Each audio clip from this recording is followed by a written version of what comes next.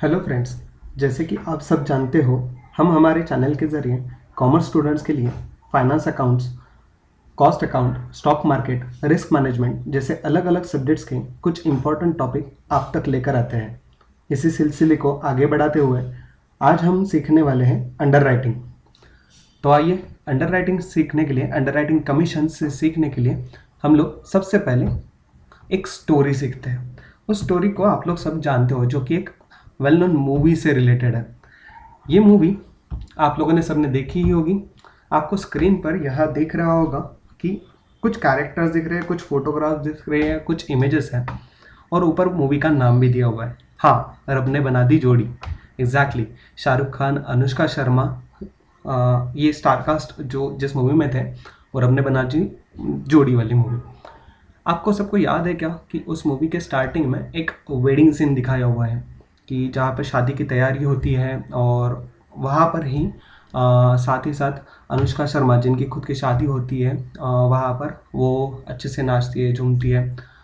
सूरी पाजी, वो भी वहीं पर होते हैं, शाहरुख खान, वो उनको देखते रहते हैं और वहाँ पर देखते हुए वो अलग अलग जगह से उनको उन पर नज़रें नहीं हटाते हैं। और ये पापा जी का कैरेक्टर, इनका मुझे नाम नहीं पता, लेकिन एक्चुअली हम लोग जो अंडर राइटिंग से रिलेटेड सीखने वाले हैं, ये इस मूवी के स्टार्टिंग से ज़रा रिलेटेड है।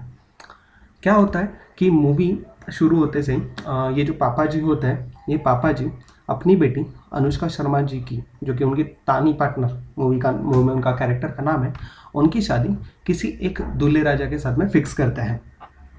एक्चुअल होता क्या है कि वो दूल्हे राजा एंड टाइम पे वहाँ पे पहुँच ही नहीं पाता। शादी के टाइम पे कुछ एक्सीडेंट होता है उनके बस का और सारे बाराती वहाँ पे मर जाते हैं। तो इसकी वजह से मायूस हुई तानी पार्टनर मायूस हो जाती है और जो पापा जी होता है वो अचानक से हमें हॉस्पिटल में दिखाते हैं कि उनको हार्ट अटैक आता है और वो टेंस्ड हो जाता है कि जैसे कि फॉर एग्जांपल एक टिपिकल लड़की का बाप होता है उस तरह से कि अब मेरी बेटी की शादी कौन करेगा, मैंने इतना खर्चा किया था, अब क्या होगा, सो फलाना फलाना फलाना। तो अचानक से उनको याद आता है कि उनका एक होनहार स्टूडेंट होता है जो उसी शादी में इनवाइटेड होता है, वो आए हुए थे। तो वो सूरी पाजी को बुला लेते हैं और उनको कहते हैं कि आप है ना मेरी बेटी तानी से शादी कर लो। सूरी पाजी, जो शुरुआत से ही तानी पाजी को लाइक करने लग गए थे, उनके लिए तो ये सोने पे सुहागा हो गया। उन्होंने एकदम शांति से मैं हूं ना स्टाइल में हाथ घुमाते घुमाते पापा जी के हाथ में अपना हाथ दे दिया और उनने तानी पार्टनर का हाथ उनके हाथ में दे दिया। तो ये क्या हुआ, ये कैसे अंडर राइटिंग से रिलेटेड होगा? तो इसे हम लोग ज़रा है ना हमारे कंपनी दैट के हिसाब से सीखते हैं।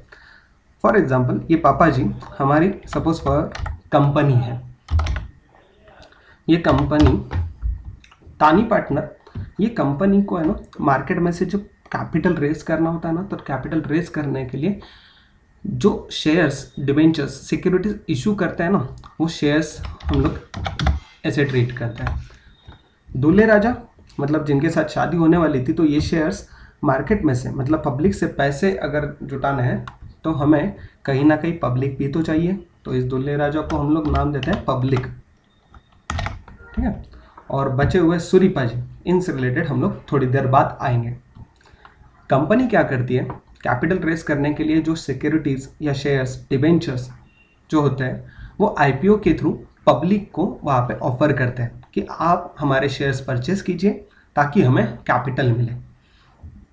लेकिन कंपनी के डायरेक्टर जो होते हैं ना, उनको है ना थोड़ी सी रिस्क लगती है कि अगर सपोज जो शेयर्स हम लोगों ने यहाँ पर पब्लिक को परचेस करने के लिए बुलाया है, अगर ये वहाँ पर पब्लिक ने परचेस किए ही नहीं तो हमारी जो कैपिटल कलेक्शन है वो यहाँ पर कुछ कंप्लीट होगा ही नहीं और हमारे जो फ्यूचर प्लान्स है जिसके वो कैपिटल पे डिपेंडेंट है वो कंप्लीट नहीं होंगे।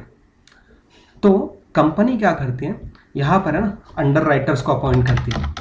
ये अंडर राइटर्स मतलब क्या होता है कि ऐसे पर्सन्स, इंडिविजुअल पर्सन होता है, ग्रुप ऑफ पर्सन होता है, या फिर कोई फाइनेंशियल इंस्टीट्यूशन होगी, कंपनीज होंगी, बैंकिंग कंपनीज होंगी, ये हमारे अंडर राइटर्स होता है।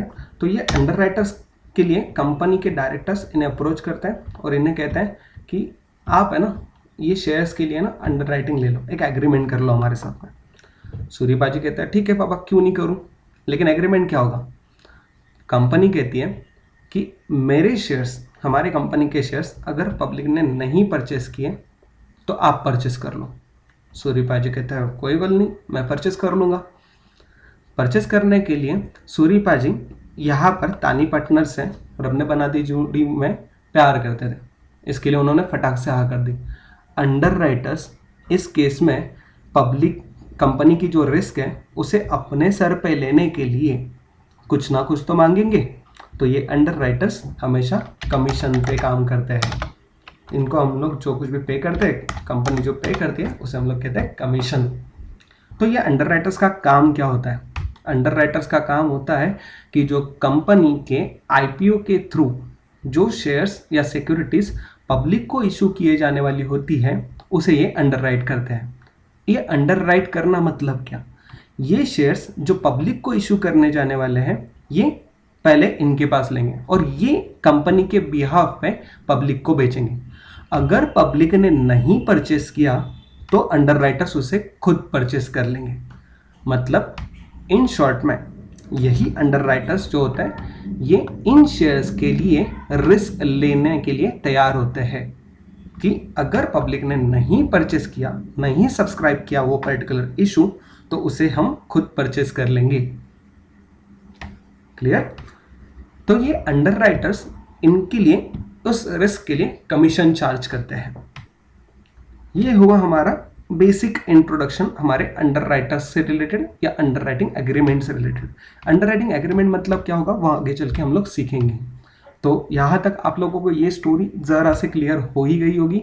तो आइए चलते हैं हम लोग हमारे नेक्स्ट पार्ट। स्टोरी तो हो गई, अब आते हैं हम लोग हमारे थ्योरी पे। थ्योरी में हम लोग क्या क्या सीखने वाले हैं? तो थ्योरी में सबसे पहले इंट्रोडक्शन, जैसे कि अभी हम लोगों ने स्टोरी में देखा उसी तरह से company enters into the contract with under writer. वो अंडर राइटर कौन होगा? वो इंडिविजुअल होगा, पार्टनरशिप फर्म होगी, ग्रुप ऑफ इंडिविजुअल्स होंगे या फिर कोई कंपनी होगी, राइट? तो ये कंपनी जो कॉन्ट्रैक्ट करती है उस कॉन्ट्रैक्ट को हम लोग कहते हैं अंडर राइटिंग एग्रीमेंट। इस एग्रीमेंट में क्या क्या लिखा होता है? अंडर राइटिंग कौन से सिक्योरिटी के लिए किया जाता है, अंडर राइटिंग कब किया जाएगा, अंडर राइटर कौन कौन होंगे, साथ ही साथ अंडर राइटर्स को कितना कमीशन दिया जाएगा और अंडर राइटर्स की लायबिलिटी क्या होगी। इससे रिलेटेड और भी बहुत सारे डिटेल्स इस कॉन्ट्रैक्ट में दिए होते हैं जिसे हम लोग कहते हैं अंडर राइटिंग एग्रीमेंट। ये अंडर राइटिंग करना क्यों ज़रूरी होता है? Why underwriting is required? तो उसके लिए समझने के लिए आपको एक प्रोविजन सीखनी होगी।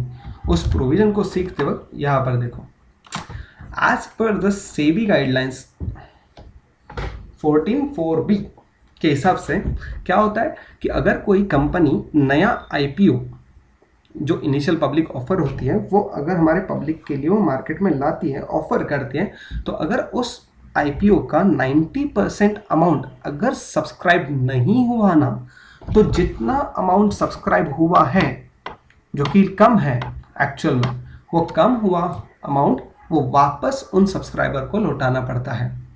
मतलब फॉर एग्जाम्पल अगर किसी कंपनी ने 10,000 रुपीज़ का कुछ आईपीओ लाया होगा और पब्लिक को एटलीस्ट 9,000 के सब्सक्रिप्शन पब्लिक से कंपनी को रिसीव होने चाहिए थे, जो एप्लीकेशन से वो रिसीव होने चाहिए। अगर वो 9,000 से कम होंगे तो जितनी भी मनी रिसीव हुई होगी कंपनी के पास वो सारी अमाउंट उन सब्सक्राइबर को वापस लौटानी होगी। तो ये जो रिस्क है ना 90% के क्लॉज की, ये 90% की क्लॉज की रिस्क ना लेने के लिए companies different companies under writers को अपॉइंट करती हैं।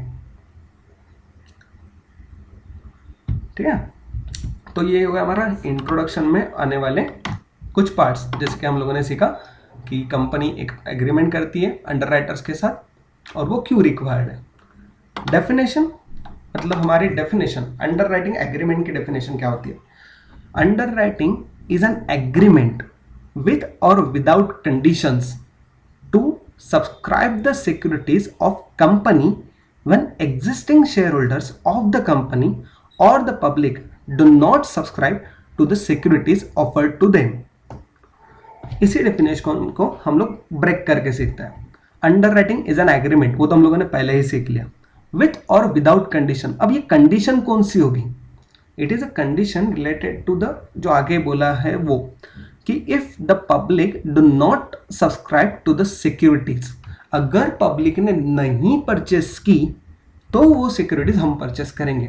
ये जो कंडीशन होती है ये विथ कंडीशन और विदाउट कंडीशन, इस तरह का जो ट्रांजैक्शन होता है, जो एग्रीमेंट होता है, वो कौन परचेस करेगा वो सिक्योरिटीज? तो पब्लिक या फिर एग्जिस्टिंग शेयर होल्डर्स। अगर उन्होंने नहीं परचेस किया तो हम उसे परचेस करेंगे।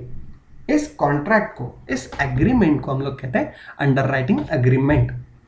अब टाइप्स ऑफ अंडर राइटर, जैसे कि हम लोगों ने ऊपर देखा था यहाँ पर कि कौन कौन अंडर राइटर्स हो सकता है, तो कोई भी इंडिविजुअल पर्सन अंडर राइटर हो सकता है, पार्टनरशिप फर्म अंडर राइटर्स हो सकती है, कोई ग्रुप ऑफ पर्संस या कंपनीज भी वहां पर अंडर राइटर्स का काम कर सकती है।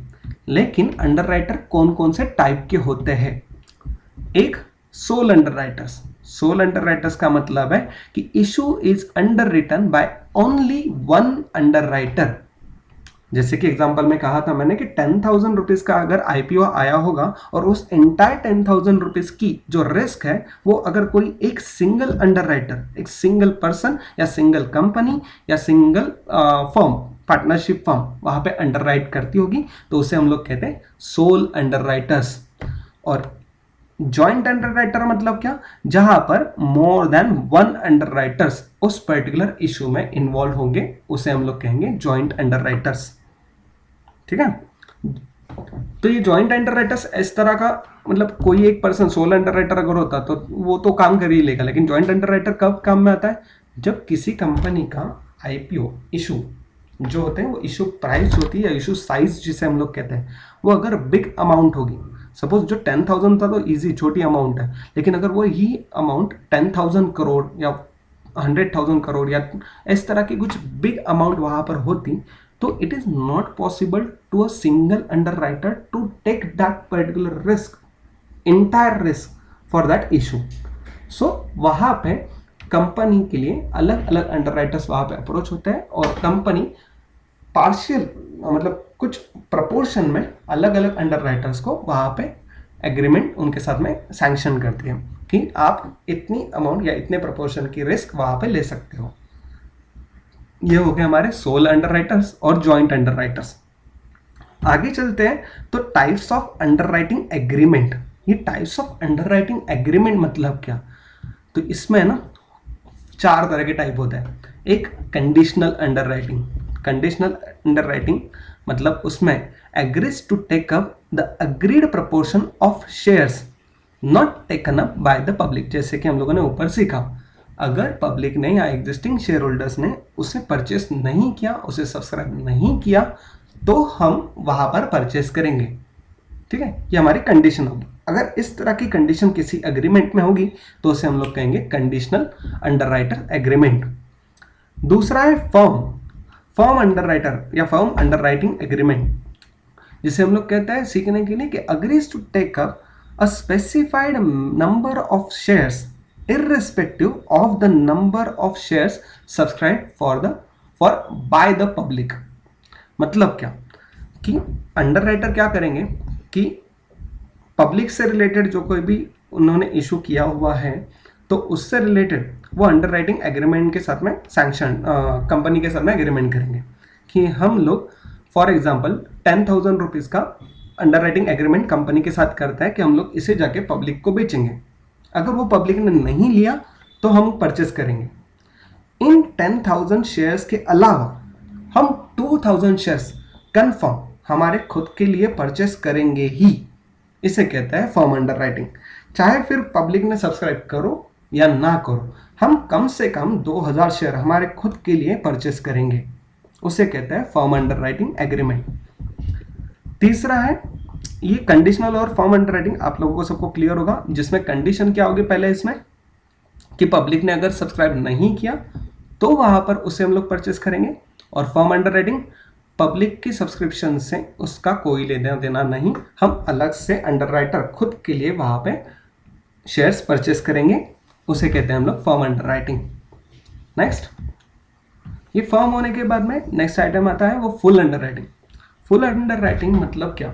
The complete issue is underwritten, complete issue is underwritten by the underwriters. इसके लिए समझने के लिए एक छोटा सा एग्जांपल यहाँ हम लोग साथ में देखते हैं कि X limited decided to make a public issue of 1 lakh equity shares of ₹10 each, which is entirely underwritten by A, B, C, D in the ratio 2:2:1:1। ये जो 1 लाख शेयर्स पब्लिक के लिए इशू होने वाले हैं, ये एंटायरली जितने हैं उतने सभी के सभी डिफरेंट अंडर राइटर्स ने इस रेशियो में 2:2:1:1 इस रेशियो में वहां पे अंडर राइट किए हैं कि उनकी लायबिलिटी इस तरह से होगी, इन रेशियो में होगी। इसे कहते हैं complete issue is underwritten या फुल अंडर राइटिंग। अब देखते हैं पार्शियल। जब आप पार्शियल का एग्जांपल देखोगे ना तो और भी ज्यादा क्लियर हो जाएगा इन दोनों का difference. When a part of the whole issue is underwritten by the underwriters, part of the whole issue मतलब सपोज फॉर एग्जांपल यही 1 लाख होंगे और हम लोग नेक्स्ट एग्जांपल देखते हैं यहाँ पर एक्स लिमिटेड, वही company decided to make a public issue of 1 lakh equity shares of ₹10 each, out of which 90,000 shares are underwritten by A, B, C and D in the ratio 2:2:1:1। Ratio तो same था लेकिन जो value, जो number of shares की under writing थी वो यहां पर बन गई 90,000। इशू कितने का है? 1 लाख का। एक्चुअल अंडरराइट कितने का हुआ? 90,000 का। तो जो डिफरेंस है 10,000 का, वो 10,000 का difference directly underwritten by company itself, मतलब कंपनी खुद उस 10,000 शेयर्स की रिस्क लेना चाहती है। ये 10,000 क्यों लेगी कंपनी रिस्क? तो शायद से कंपनी के कुछ प्रमोटर्स होंगे, कुछ एम्प्लॉयज होंगे, उनको दिए जाने वाले कुछ शेयर्स होंगे, तो कंपनी को पता होगा कि हाँ भाई ये तो लेंगे ही। तो इससे रिलेटेड अगर इन 10,000 को भी हम लोग अगर इन अंडर राइटर्स को दे दें तो शायद से हम लोगों को इन 10,000 के शेयर्स पे ज्यादा कमीशन पे करना पड़े, तो हम लोग उन पे कमीशन पे करेंगे ही। तो ये फुल अंडर राइटिंग और पार्शियल अंडर राइटिंग दोनों भी आपको क्लियर हो गया होगा, आई होप सो। और आगे हम लोग बढ़ते हैं नेक्स्ट पॉइंट, जो कि हमारा under writing commission, main important चीज जो हमारे टॉपिक सेंट्रिक है कि अंडर राइटिंग कमीशन किस तरह से कैलकुलेट करना होता है, क्यों कैलकुलेट करना है, और उसके बेसिस पे अंडर राइटर्स की लायबिलिटी क्या होती है, वो सब कुछ हम लोगों को इस चैप्टर में सीखना है। तो अंडर राइटिंग कमीशन मतलब क्या? पहले तो payable on the whole issue underwritten, जितना भी इशू अंडर रिटन हुआ है ना, जैसे कि अभी फुल अंडर राइटिंग में 1 लाख रुपीस का हुआ था और पार्शियल अंडर राइटिंग में 90,000 का, तो वो जितने का अंडर राइटिंग हुआ होगा उस पे हम लोग कमीशन पे करते हैं। और कमीशन पे करने के लिए जो फॉर्मूला है वो यहाँ पर दिया हुआ है, आईपी मतलब इशू प्राइस पर share into number of shares underwritten into commission rate. जैसे कि इस एग्जांपल में हम लोग देख सकते हैं पार्शियल अंडर राइटिंग के लिए या फिर फुल अंडर राइटिंग के लिए। हम लोग फुल अंडर राइटिंग का एग्जांपल लेते हैं। यहाँ पर देखो, चेक करो कि 1 लाख शेयर्स थे और 10 रुपीज ईच उनकी इशू प्राइस थी या फेस वैल्यू थी, राइट। तो ये issue price 10 rupees into number of shares 1 lakh rupees into commission rate. ये कमीशन रेट क्या होगा ये हम लोग आगे चल के यहाँ पर देखने वाले हैं, ठीक है। ये फॉर्मूला हमारे पास में है। नेक्स्ट पॉइंट जो कि है हमारा वो है related to commission is not payable on the amounts taken up by the promoters, employees, directors, their friends and business associates. ऐसा क्यों? सपोज फॉर एग्जाम्पल कोई कंपनी है, उस कंपनी के प्रमोटर को पता है कि हम लोग जितना भी इशू होगा उस इशू के 25% शेयर्स हम लोग प्रमोटर परचेस करने वाले हैं। और हम लोग क्या करते हैं, हम लोग है ना अंडर राइटर्स को भी वहां पे अपॉइंट कर देते हैं उन शेयर्स के लिए कि अंडर राइटर्स आप एक काम करो, वो शेयर्स है ना आप अंडर राइट कर लो और हम आपसे परचेस कर लेंगे। और कंपनी जो आपको कमीशन पे करेगी ना, उस कमीशन में हम लोग आधा आधा कर लेंगे या फिर हम लोग म्यूचुअली कुछ तो भी वहां पे सेटलमेंट कर लेंगे। तो इस तरह के ट्रांजैक्शंस, इस तरह की एक्टिविटीज रोकने के लिए हम लोग मतलब कंपनीज एक्ट क्या कहता है कि कमीशन किसी भी प्रमोटर को दिए हुए, एम्प्लॉयज को दिए जाने वाले, डायरेक्टर्स या उनके फैमिली एंड फ्रेंड्स को दिए जाने वाले या बिजनेस एसोसिएट्स को दिए जाने वाले जो शेयर्स होंगे, उनके लिए शेयर्स या सिक्योरिटीज होंगी, उनके लिए कमीशन पे नहीं किया जाएगा। कमीशन सिर्फ किन के लिए पे किया जाएगा? तो payable on the whole issue underwritten for public,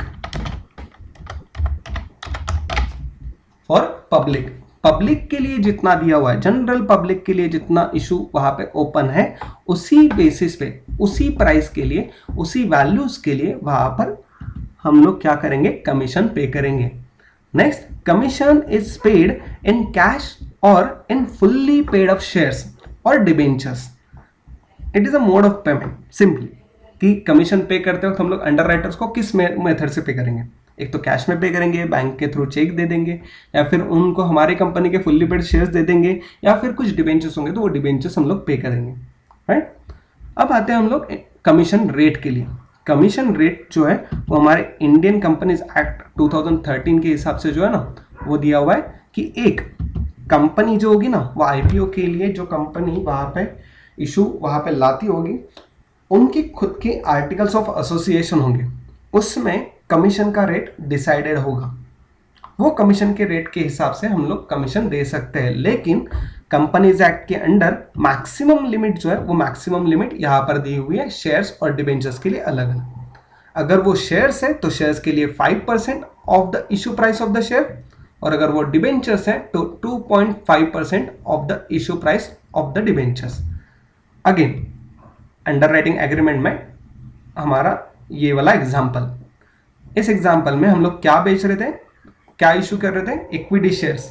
तो इक्विटी शेयर के केसेस में हम लोग क्या करते थे? वहां पर कैलकुलेशन के लिए जो फॉर्मूला था, तो वो फॉर्मूला यहाँ पर इंप्लीमेंट करते थे। तो यहाँ पर दिखता था कि issue price ₹10, 1 lakh number of shares, and then into commission rate, यहाँ पर हम लोग चार्ज करते हैं 5%।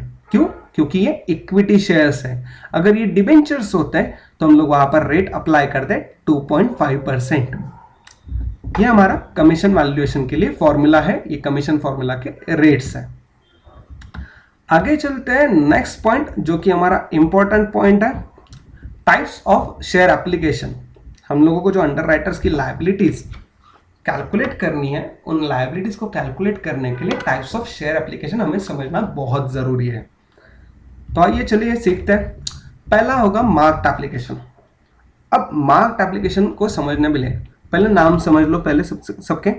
Marked application, unmarked application, firm application और एग्जाम्पल जो हम लोग सीखने वाले हैं, फॉर एग्जाम्पल, ठीक है। तो मार्क्ड एप्लीकेशन मतलब क्या?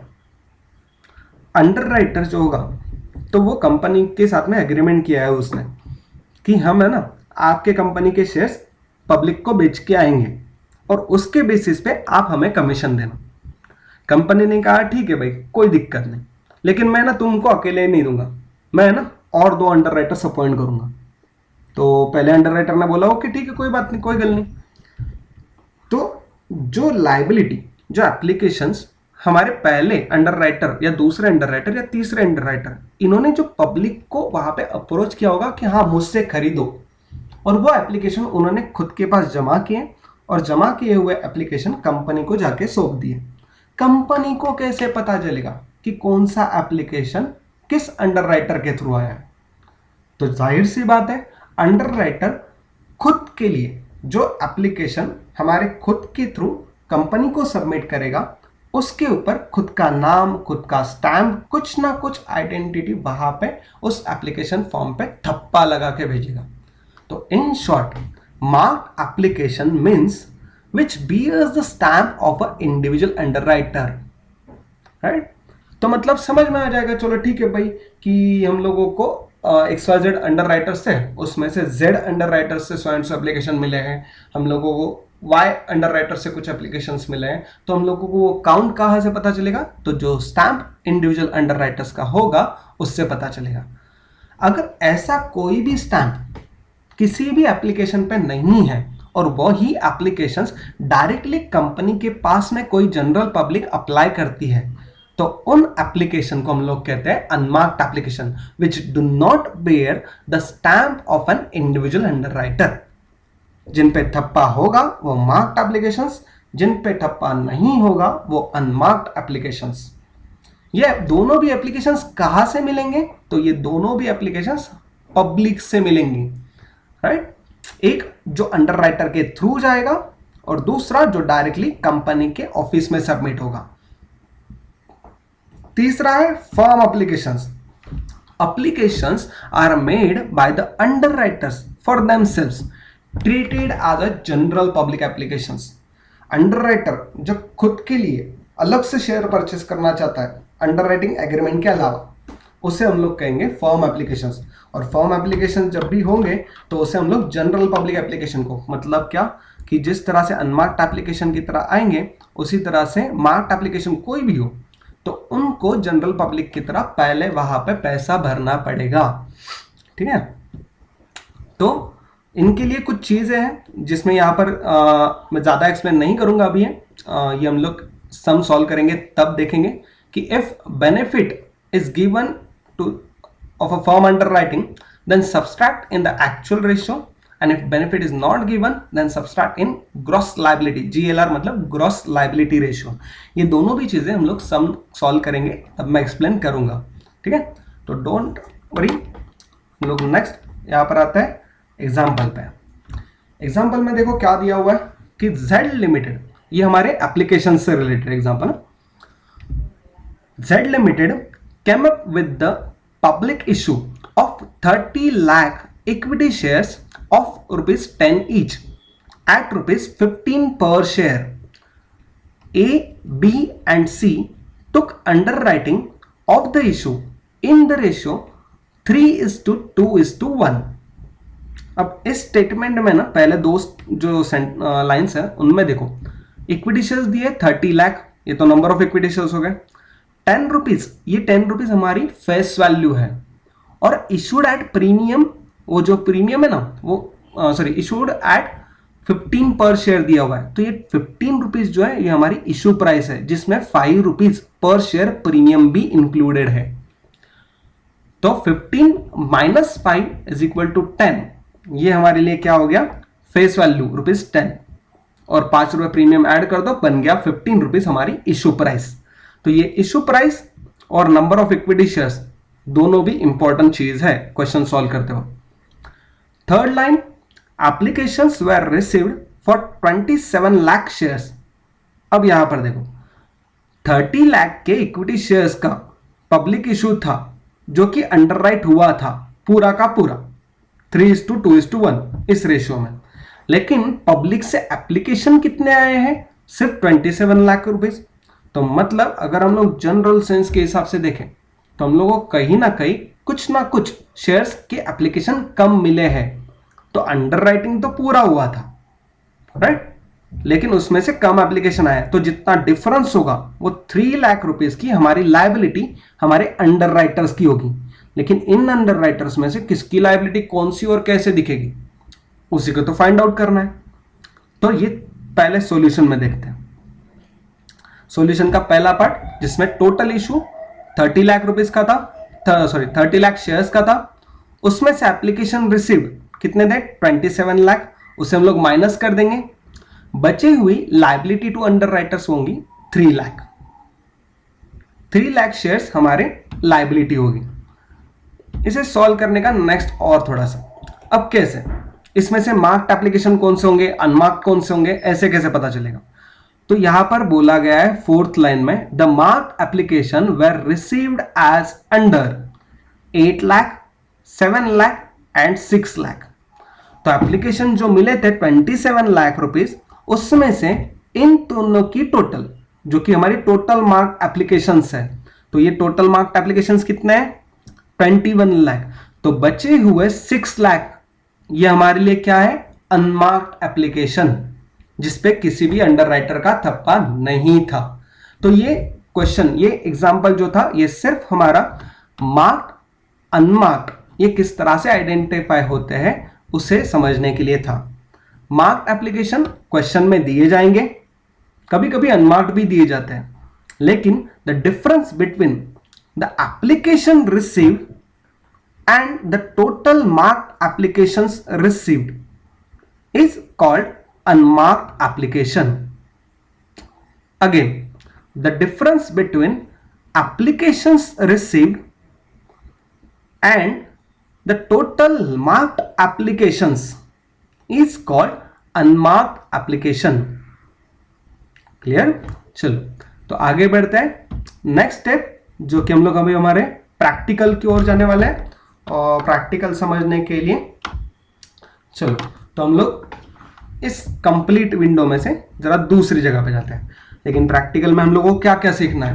प्रैक्टिकल में हम लोगों को सीखना है कि compute the liability of a underwriter. Shares के हिसाब से जो लायबिलिटी होगी वो लायबिलिटी, जैसे कि हम लोगों ने पिछले वाले सम में अभी एग्जांपल जो देखा उसमें जो लायबिलिटी वो 3 लाख शेयर्स की जो लायबिलिटी थी वो लायबिलिटी फाइंड आउट करना, वो एक टास्क होगा। दूसरा फाइनल सेटलमेंट। फाइनल सेटलमेंट मतलब एक्चुअल में अंडरराइटर से हमें कितना पैसा लेना बाकी है और कितना पैसा हमें उन्हें देना पड़ने वाला है कमीशन के तौर पे, वो फाइंड आउट करना। और अकाउंटिंग एंट्रीज जो हमारी जर्नल से रिलेटेड होगी वो हम लोगों को सीखनी है, राइट। तो चलिए आइए जाते हैं हम लोग हमारे स्क्रीन पर, जो कि हमारे टास्क से रिलेटेड होगा, ठीक है। तो ये स्टोरी तो हमारी कंप्लीट हो गई, राइट। ये स्टोरी हमारी कंप्लीट हो चुकी है। अब नेक्स्ट आते हैं हमारे फॉर्मेट्स पे। फॉर्मेट में जो स्क्रीन पर आप लोग देख रहे हो वो सबसे पहला वाला फॉर्मेट, यहाँ पर जहां पर मैंने अभी हाईलाइट किया, ये फॉर्मेट है हमारा statement showing the net and total liability of underwriters for number of securities.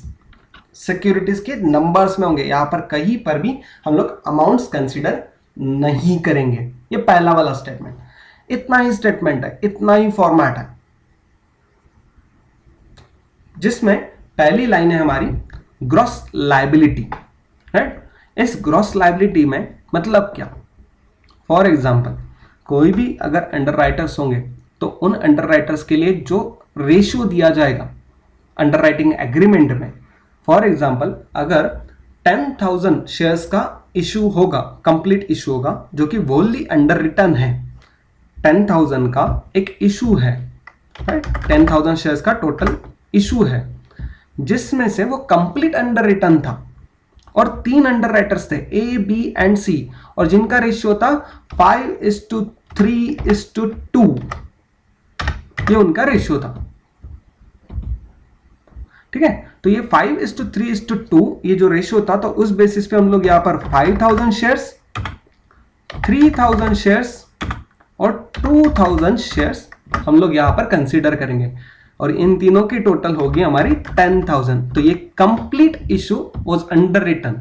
अगर क्वेश्चन में दिया होता तो हम लोग इस तरह से उसे यहां पर लिखते, ठीक है। तो ये जो रेशियो दिया होता है, ये रेशियो जिसे हम लोग कहते हैं gross liability ratio, GLR short form, abbreviation हम लोगों ने यहां पे यूज किए। GLR मतलब ग्रॉस लायबिलिटी रेशियो, ठीक है। मार्क्ड एप्लीकेशन हम लोगों ने अभी थोड़ी देर पहले समझे थे। ये ग्रॉस लायबिलिटी जो होती है, मतलब हम लोगों के शेयर्स, हम लोगों ने कंपनी के 10,000 टोटल इशू में से, फॉर एन एग्जांपल ए जो अंडरराइटर हम खुद है ऐसे मान के चलते हैं, हम लोगों ने कहा कि हम लोग 5,000 शेयर्स का अंडरराइटिंग यहां पर लेते हैं, जिसमें से हम लोगों ने मार्क्ड एप्लीकेशन, हम लोगों ने पब्लिक को जाके बेचा, पब्लिक को जाके इंड्यूस किया कि यार तुम या ये शेयर परचेस करो, और बाद में हम लोगों के पास में एप्लीकेशंस रिसीव हुए और हम लोगों ने वो एप्लीकेशंस वहां कंपनी में सबमिट कर दिए। ऐसे 2,000 एप्लीकेशंस हम लोगों को पब्लिक से मिल गए, सॉरी 2,000 नहीं, हम लोग लेते हैं 3,000 एप्लीकेशंस पब्लिक से मिल गए। तो फिर भी हमारे पास में 5,000 की जो लायबिलिटी थी उसमें से 3,000 शेयर्स हम लोगों ने बेच दिए, तो अभी बचना कितना चाहिए था?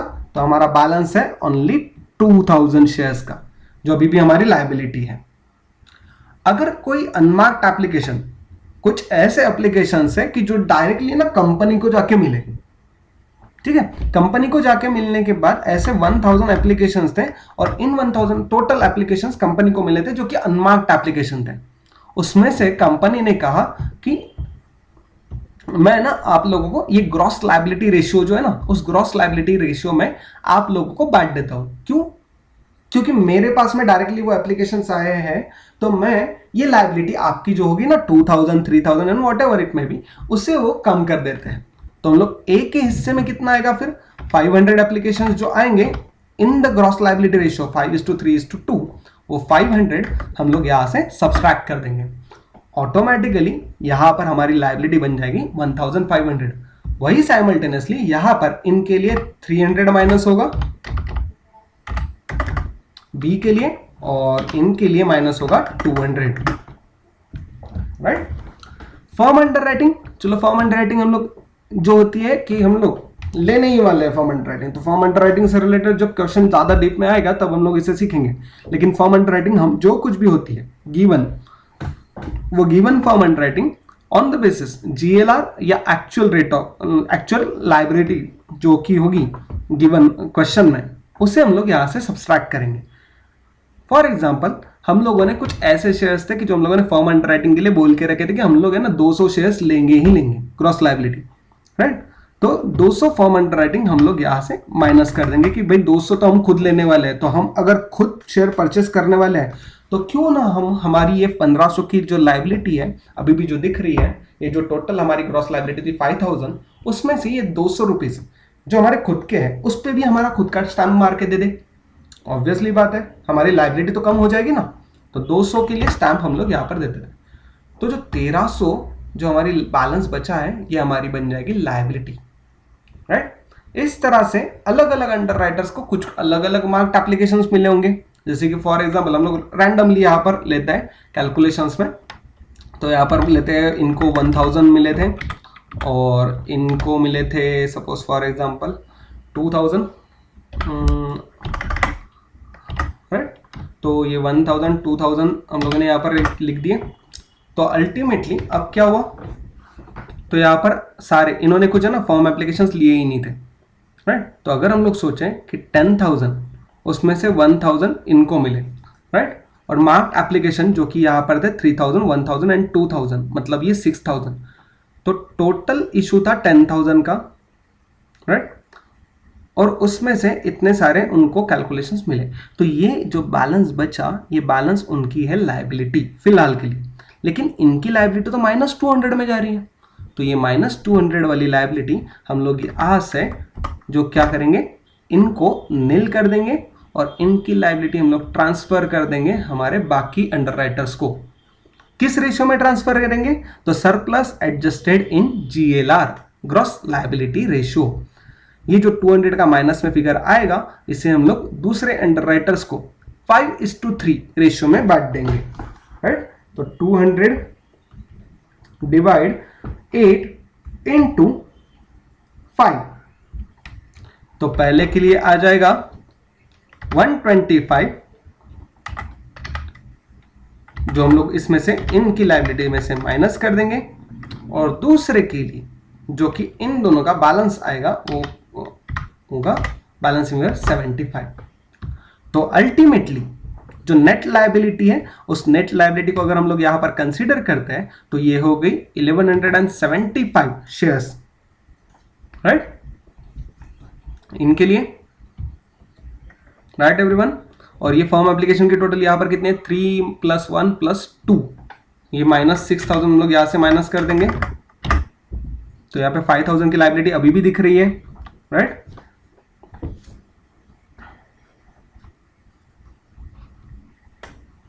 यहाँ पर एक्चुअल में से यहाँ पे -200 यहाँ पे निकल जाएंगे, 4800 की अभी भी यहाँ पर लायबिलिटी दिख रही है। सेम फर्म अंडर राइटिंग जो होगी वो फर्म अंडर राइटिंग हम लोग यहाँ पर ऐड कर देंगे वापस, राइट। तो ये 4800 यहाँ पर कंफर्म टोटल वहाँ पे हो जाएगी, ठीक है। तो